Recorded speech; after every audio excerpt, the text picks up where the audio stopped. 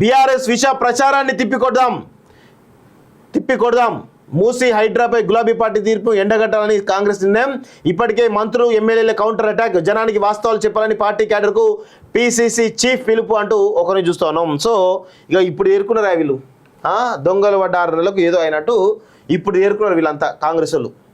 ఇన్ని రోజులుగా ఏం చేస్తున్నారు నాకు అర్థం కాదు. మీరు అధికారంలో ఉన్నారు, అధికార పార్టీకి ఉన్నారు, మీరు కార్యకర్తలు చాలా బలమైనటువంటి క్యాడర్ ఉంటుంది.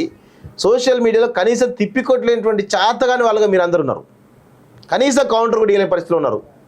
ప్రజలు రెచ్చగొడతా ఉంటే, ప్రజల్లో వైషమ్యాలు సృష్టిస్తూ ఉంటే మీరు మాత్రం గమ్మున ఉండడం, ఇప్పుడు చేరుకోవడం. ఇది పరిస్థితి, కాంగ్రెస్ పార్టీ పరిస్థితి. వాళ్ళేమో ప్రతిపక్షంలో ఉన్ననేమో పార్టీ ఏమో ఏమీ లేని దాన్ని విష ప్రచారం చేస్తూ ప్రజల్లో ఒక రకమైనటువంటి భావన క్రియేట్ చేస్తూ ఉంటే, వీళ్ళేమో అసలు లేవనే లేస్తలేరు, దున్నపోతు నిద్రపోతూ ఉన్నారు. ఎమ్మెల్యేలు మాట్లాడరు, కార్పొరేషన్ చైర్మన్లు మాట్లాడరు, మంత్రులు మాట్లాడరు, ఈవెన్ పార్టీ క్యాడర్ కూడా కనీసం ఆ పదవుల్లో ఉన్నటువంటి అఫీషియల్ పదవులు ఉన్నటువంటి అధికార ప్రతినిధుల్లో లేకపోతే వైస్ ప్రెసిడెంట్లో వీళ్ళు ఎవ్వరు మాట్లాడరు. ఎందుకో ఈ పరిస్థితి నాకు అర్థం కాదు. కొంచెమైనా ఇప్పటికైనా బుద్ధి తెచ్చుకోమని కోరుతా ఉన్నాం.